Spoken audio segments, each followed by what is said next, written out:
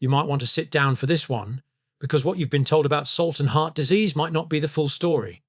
For decades, we've been warned, cut down on salt or risk damaging your heart. But what if the truth is far more complex than that? What if, for some people, reducing salt too much could actually make things worse? Today, we're diving deep into what the latest science really says about salt, blood pressure, and your heart health. Let's start with something simple. Salt. A crystal so ordinary that it sits unnoticed on every kitchen table, yet powerful enough to influence the chemistry of life itself. Every electrical impulse in your body, every heartbeat, every nerve signal depends on sodium. Without it, the heart literally cannot beat. And yet, for decades, salt has been cast as one of the great villains of modern health. Doctors warned us, campaigns told us to cut down, and entire industries began producing low-salt versions of everything from soups to cereals. The message was clear: salt raises blood pressure, and high blood pressure damages the heart. It seemed perfectly logical. But as often happens in medicine, the deeper we look, the more complicated the story becomes. If we go back a few decades to the middle of the 20th century, scientists began noticing a pattern. Populations with higher average salt intake seemed to have higher blood pressure readings. That was enough to trigger a global movement to reduce salt consumption. It was a neat and simple theory, and for a long time, it became accepted as fact. But science doesn't stand still, and as better data came in, cracks began to appear in the story. Researchers started to find something odd. The link between salt and heart disease wasn't consistent everywhere. In some countries, people consumed large amounts of salt, but had relatively low rates of heart problems. In others, salt intake was moderate, yet heart disease was rampant. That raised a very uncomfortable question: was salt really the direct cause, or just one piece of a much larger puzzle? To understand that, we need to look at how the body actually handles sodium. The kidneys are constantly balancing the amount of sodium and water in the blood. When we eat too much salt, they work harder to excrete the excess, and this can temporarily raise blood pressure. But here's where it gets fascinating. The human body is incredibly adaptive. For most healthy people, this rise is short-lived. Within hours or days, the kidneys adjust, and the pressure comes back down. It's only when that delicate balance breaks, because of kidney disease, metabolic issues, or other stressors, that salt begins to cause sustained harm. So, the real question isn't just how much salt we eat, but how our body responds to it. Now, that response varies dramatically from person to person. Some individuals are what we call salt-sensitive. Even small increases in salt can raise their blood pressure significantly. Others can eat much more without any measurable effect. This variability might explain why studies looking for a clear, universal link have often produced confusing results. And yet, most public health advice continues to treat everyone the same. The truth is, what's harmful for one person might be perfectly fine for another. It's not a comfortable message for policymakers, but it's a necessary one for genuine understanding. If we step back and look at human history, the relationship between salt and health becomes even more interesting. For early humans, salt was a precious resource, so vital that wars were fought over it. Our ancestors needed salt to preserve food, to prevent dehydration, and to keep muscles and nerves functioning properly. Evolution shaped our biology to crave it because, for most of human existence, salt was scarce. The modern problem is the opposite. We now live in a world where salt is everywhere, hidden in breads, sauces, snacks, and processed foods. Most people today don't realize that about 70 to 80% of the salt they consume doesn't come from the shaker, but from packaged meals and restaurant dishes. That's where the real imbalance begins. So, when we say salt causes heart disease, what we might actually mean is that highly processed diets, which are full of salt, sugar, and unhealthy fats, are damaging our cardiovascular system. Salt is often just a marker of that lifestyle, not always the direct culprit. And when researchers isolate salt from the rest of that equation, the results start to look much more nuanced. Some studies have shown that both very high and very low salt intakes are linked to increased mortality.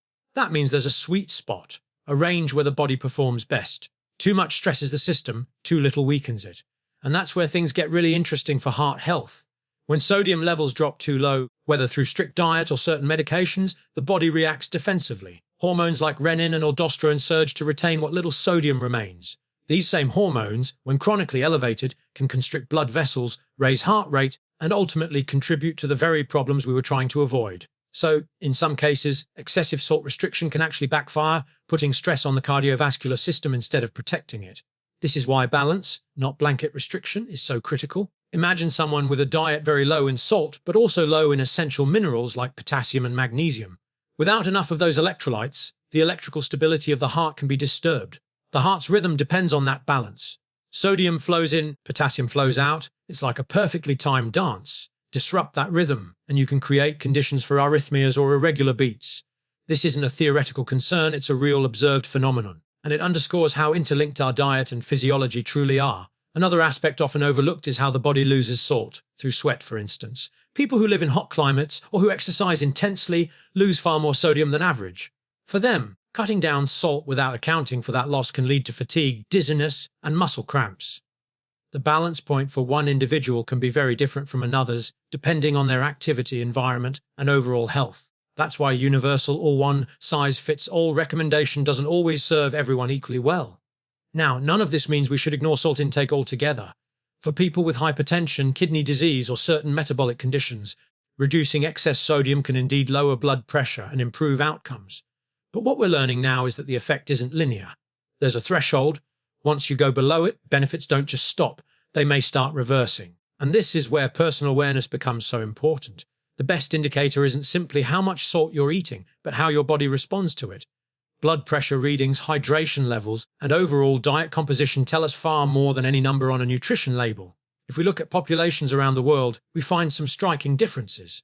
In Japan, for instance, traditional diets once contained very high levels of salt, largely from soy sauce and pickled foods. Yet life expectancy there has remained among the highest in the world. In parts of Africa, where salt intake is much lower, blood pressure levels tend to stay stable with age, something rarely seen in Western societies. These contrasts suggest that salt alone cannot explain the patterns of heart disease we see globally.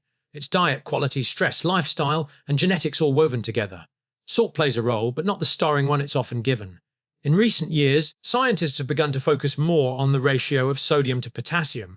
This might be one of the key factors in cardiovascular health. Potassium helps the body excrete sodium and relax blood vessels, acting as a natural counterbalance. Diets rich in fruits and vegetables, which are naturally high in potassium, often neutralize much of salt's potential harm. Unfortunately, many modern diets are deficient in potassium because of low fruit and vegetable consumption. The issue isn't just too much salt, it's not enough of the foods that help manage it. That's why small dietary changes, like adding more leafy greens, beans, or bananas, can make a surprisingly big difference. Now, let's take a moment to think about how all this plays out in real life. Picture a man in his 60s, slightly overweight, with moderately high blood pressure. He's told to cut salt, so he does, diligently, almost completely. After a few months, he feels constantly tired, light-headed when standing up, and occasionally experiences heart palpitations. His blood tests reveal his sodium levels are now too low. This is not a rare story. It happens because health advice, though well-intentioned, is often generalized. What this man needed wasn't total restriction, but moderation and a focus on improving overall nutrition, physical activity, and stress control. The body needs sodium, just not in excess. It's also worth remembering how lifestyle interacts with salt's effects. When we're under chronic stress, hormones like cortisol and adrenaline can amplify salt's influence on blood pressure. Likewise, poor sleep and lack of physical movement make the cardiovascular system less resilient. On the other hand, regular exercise improves how blood vessels respond, so that even if you consume a bit more salt, the system can handle it more effectively. This means the key isn't simply less salt equals healthier heart. The key is creating the conditions where your body can regulate itself properly, through balanced diet, good sleep, movement, and adequate hydration. Hydration itself is a critical but often forgotten piece of the puzzle. Water and salt work hand in hand to maintain blood volume and circulation. When we drink too much water without enough electrolytes, sodium levels in the blood can drop dangerously low, leading to a condition known as hyponatremia. Endurance athletes sometimes experience this during long events. The symptoms, confusion, nausea, even collapse, show just how delicate this balance is. It reminds us that salt isn't an enemy, it's a necessary partner. The danger comes only when balance is lost. Another fascinating area of research explores how salt intake interacts with other nutrients, particularly sugar. Diets high in refined sugar seem to amplify the harmful effects of sodium, while those lower in sugar tend to blunt them. This suggests that part of what we blame on salt may actually be caused by excessive sugar intake. When the two are combined, they place a double strain on the kidneys and blood vessels. So, reducing sugar might often do more good for heart health than obsessing over every grain of salt on your dinner plate. So, where does all this leave us? Perhaps with a more humble understanding of the complexity of human health. Salt, like many things in nutrition, is not good or bad in isolation. It's about the context in which it's consumed, the type of food, the level of physical activity, and the state of one's overall health. Modern research is pushing us toward individualized guidance, recognizing that what works for one person may not work for another. And that's a sign of progress. It's a move away from fear-based advice and toward a more balanced, evidence-driven approach. In the end, the story of salt and heart disease is really a story about balance and adaptation. Our bodies evolved in a world where salt was precious. Now we live in one where it's plentiful. Learning to navigate that change wisely is the challenge of modern nutrition. So rather than seeing salt as a poison to avoid, perhaps we should see it as a powerful substance to respect, essential in the right amount, harmful only in excess, and deeply intertwined with everything that keeps the heart beating steadily day after day. So let's take this further into the bloodstream itself. When salt enters the body, it doesn't just float around aimlessly. Sodium and chloride ions spread through every cell and fluid compartment, influencing how water moves in and out. This movement is what maintains our blood volume, which in turn affects the pressure inside our arteries. If sodium levels rise too high, water follows, expanding blood volume and increasing pressure. But here's the subtlety. That process isn't inherently harmful. It's part of a natural regulatory system designed to keep us alive in changing environments. The trouble begins when the system is constantly forced to compensate day after day, year after year. Then the arteries stiffen, the heart has to push harder, and the gentle balance becomes a chronic strain. Now imagine a society where that strain is happening in millions of people simultaneously. A quiet, collective rise in pressure, not from any single meal, but from decades of processed food, stress, and inactivity. This is how the global burden of hypertension has crept upward over generations. Not through salt alone, but through the way modern life reshaped how we eat and move. Salt became symbolic, a single crystal representing a much larger transformation in human health. Let's take a closer look at how this plays out inside the heart. When blood pressure stays elevated for long periods, the left ventricle, the main pumping chamber, begins to thicken. It's the heart's way of strengthening itself to push against that resistance. But over time, this adaptation turns costly. The thickened muscle becomes stiffer, less efficient, and demands more oxygen. That sets the stage for fatigue, breathlessness, and eventually heart failure. The arteries, meanwhile, respond to the constant pressure by toughening their walls. Microscopic injuries accumulate, cholesterol begins to lodge in the damaged lining, and plaque builds up slowly but relentlessly. All of this can trace its roots back to a subtle imbalance in pressure regulation, something that salt can influence, but never in isolation. And this is where the modern diet complicates everything, because the foods that tend to be high in salt are often also high in refined carbohydrates and unhealthy fats. It's a perfect storm for the cardiovascular system. The sodium may raise volume, the sugar spikes insulin and damages vessels, and the fats disrupt normal metabolism. Each factor amplifies the others, and the result is the familiar landscape of modern heart disease: clogged arteries, high blood pressure, metabolic dysfunction. When viewed in that context, salt isn't a single villain, but one actor in a crowded, chaotic stage. But the body, remarkably, always tries to find equilibrium. Every time you consume a salty meal, your thirst mechanism activates, prompting you to drink more water, which dilutes the sodium. Your kidneys then adjust by filtering out the excess. It's a dance of feedback loops, hormones, and nerves, all orchestrated to keep your blood chemistry within narrow limits. One of the most important players in this process is the renin-angiotensin aldosterone system. It detects shifts in blood volume and sodium concentration and responds by tightening or relaxing blood vessels, adjusting hormone levels, and changing how much sodium the kidneys retain. It's beautifully intricate, and when it works properly, the system protects you from extreme swings. But under chronic strain, such as from high-stress dehydration or certain medications, the system itself can become overactive. And that's when salt's effects become exaggerated, not because of the salt alone, but because the entire control network has been pushed to its limit. Let's pause and think about how easily this can happen in real life. Someone wakes up tired after too little sleep, grabs a quick processed breakfast, drives to work, sits all day, eats lunch on the go, and drinks very little water. By evening, they're dehydrated, stressed, and craving something salty. The body interprets that craving as a signal, not just for flavor, but for balance. It's asking for restoration of electrolytes, but the answer it receives is often a packaged meal full of salt and refined starch.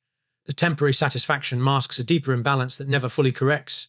Over months and years, that pattern becomes physiology, the body adapting to a constant diet of surplus sodium and insufficient nutrients. Blood pressure rises not as an acute reaction, but as a new normal. And yet there are hopeful signs. Around the world, we're beginning to understand that the way forward isn't total elimination, but intelligent regulation. In some hospitals, patients are now screened for salt sensitivity so that treatment can be tailored rather than generalized. In some communities, educational programs focus not on fear but on awareness, teaching people to recognize where hidden sodium lies in their food and how to balance it naturally with potassium-rich options. These small, precise steps often achieve more than sweeping dietary bans ever could. Let's look more closely at what happens when sodium levels are restricted too aggressively. Blood volume falls slightly, and the kidneys respond by producing more renin. This hormone triggers the production of angiotensin II, a potent constrictor of blood vessels. The body does this to prevent blood pressure from dropping too low. but that same constriction increases workload on the heart. Aldosterone, another hormone in the chain, tells the kidneys to hold on to sodium and water, conserving what little remains. Over time, chronically elevated levels of these hormones can cause structural changes in the heart and arteries, ironically similar to those seen in long-term hypertension. It's a biological paradox. The attempt to defend against low sodium can create the very pressure we were trying to avoid, and it doesn't stop there. Low sodium can also stimulate sympathetic nervous activity, the body's fight-or-flight system, which raises heart rate and constricts vessels further. So the more we try to force salt levels down below the body's comfort zone, the harder it fights to restore balance. It's as though the body knows its own set point better than any external guideline. But of course, there's the other extreme, and that can be equally dangerous. When salt intake consistently exceeds what the kidneys can handle, fluid retention increases, and pressure gradually builds within the vascular system. In individuals with compromised kidney function, this can lead to swelling, breathlessness, and heart strain. It's a delicate equilibrium. Too much or too little, and the system falters. The safest ground lies somewhere in the middle, where the body's natural rhythms can operate without interference. Now, if we zoom out to the societal level again, it's fascinating to see how salt became both a public health concern and a cultural touchstone. In the 1970s and 1980s, entire government campaigns were launched to reduce salt intake, driven by early research that seemed conclusive. Food companies reformulated recipes, and consumers began to associate low salt with healthy. But as more sophisticated studies emerged, the picture blurred. Some populations following extremely low salt diets weren't seeing the expected drop in heart disease. In fact, some showed higher mortality from other causes. It forced the medical community to reconsider whether universal restriction was the right path. The shift has been gradual, but it represents a deeper evolution in how we think about nutrition, away from blanket warnings and toward individual response. What's equally interesting is how our sensory relationship with salt shapes our behavior. Salt doesn't just preserve food, it enhances flavor, making meals more satisfying. When people reduce salt drastically, food often tastes flat, leading them to compensate with sugar or fat. This substitution can be far more damaging in the long run. That's why gradual adjustment works best, training the palate over time so that natural flavors re-emerge. Within weeks, taste buds recalibrate, and the same amount of salt that once seemed minimal now feels just right. The body and the brain adapt together, and this brings us back to the heart. Not just the physical heart, but the human heart at the center of daily life. The goal isn't to live in fear of what we eat, but to understand the signals our body sends. Feeling thirsty, light-headed, or fatigued after cutting salt may not be weakness, it may be the body's way of asking for balance. Likewise, swollen ankles, persistent thirst, or high blood pressure may be signs of overload. The body communicates constantly, we just need to learn its language. When we look at heart disease as a global phenomenon, salt is one thread in a very complex fabric. Poverty, stress, lack of access to fresh food, pollution, and genetic predisposition all weave together. In many developing regions, diets are shifting rapidly from traditional whole foods to processed, high-sodium convenience meals. The result is a sudden rise in hypertension and stroke. Meanwhile, in wealthier nations, awareness is improving, but lifestyle factors like stress and inactivity continue to drive cardiovascular risk. The challenge isn't just to change what we eat, it's to reshape how we live. There's another dimension here: water. Salt and water are inseparable partners. The balance between them determines everything from blood pressure to cell hydration. When either side of that balance is disrupted, the consequences ripple through every organ. Too much salt without enough water, and you dehydrate internally, even if you don't feel thirsty. Too much water without electrolytes, and sodium levels dilute dangerously. It's all about proportion. In clinical settings, doctors often see patients admitted for low sodium not because of excess salt, but because of overhydration, often in the elderly or those on strict low-salt diets. The very effort to stay healthy sometimes leads them into imbalance. It's another reminder that moderation and understanding matter more than strict adherence to rules. Over the years, one clear lesson has emerged from all this research: the body thrives on stability. It doesn't like sudden changes or extremes. If you've been eating a high-salt diet for years, dropping to very low levels overnight can shock the system. A gradual transition allows hormones and fluid levels to recalibrate naturally. This slow, steady approach reflects the body's own pace of adaptation. Our internal chemistry evolved for continuity, not abrupt shifts. And yet, perhaps the most remarkable part of this story is how reversible so many of these changes can be. When people begin to eat more whole foods, fresh vegetables, lean proteins, unprocessed grains, their sodium intake often drops naturally and potassium rises. Blood pressure tends to normalize, sometimes within weeks. The arteries relax, the kidneys lighten their workload, and the heart begins to pump with less resistance. It's not magic, it's biology returning to its intended rhythm. There's a quiet beauty in that. The idea that the same system we've strained for years still holds the capacity to heal. That's what makes this conversation about salt not just scientific, but deeply human. Because it isn't about numbers on a chart, it's about how our daily choices shape the future of our hearts. Every meal, every sip of water, every moment of awareness contributes to that balance. So as we come to the end of this exploration, the takeaway isn't fear or restriction, but respect. Respect for the body's complexity and for the simplicity of balance. Salt, that tiny mineral crystal, can sustain life or strain it, depending on how we use it. It's neither hero nor villain, just an ancient element that reflects the choices of modern life. The science continues to evolve, but one truth remains constant: the heart doesn't just respond to what we eat. It listens to how we live, and the rhythm it keeps is, ultimately, a reflection of the harmony we maintain within ourselves.